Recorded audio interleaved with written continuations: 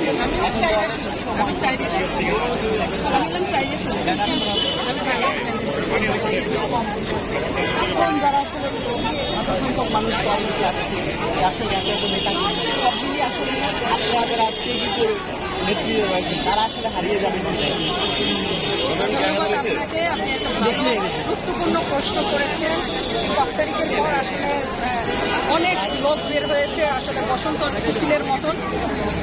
আমরা আসলে একটু তো বিভক্তি আছি যে এই যে এত এত শ্রম বৃদ্ধি হয়েছে, কিন্তু আমরা যখন আন্দোলন সংগ্রামে মাঠে ছিলাম কিন্তু আসলে আপনি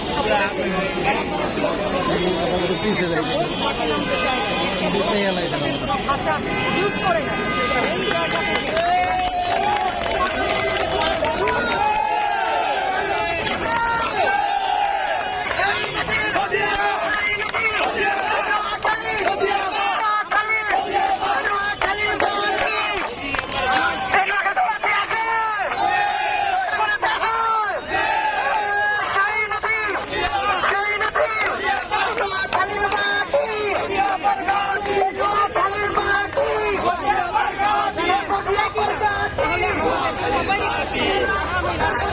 নির্যাতিত।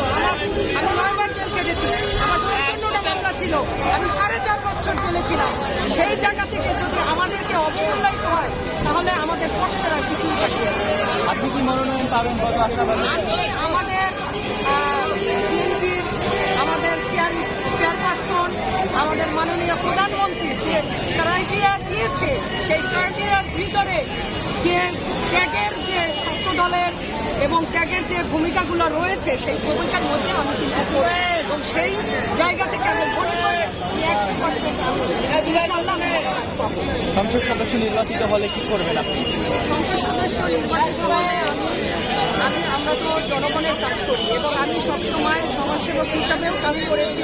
আমি মহিলাদের জন্য মহিলাদের বরিশাল থেকে কর্মসংস্থান যাতে মহিলাদের আরও বেশি হয় এবং মহিলাদের শিক্ষার দিকে লক্ষ্য রাখবো, বাল্য বিবাহ বন্ধ করার ক্ষেত্রে আমি আমার খুব কার্যকরী ভূমিকা রাখবো এবং সংসদ এদের জন্য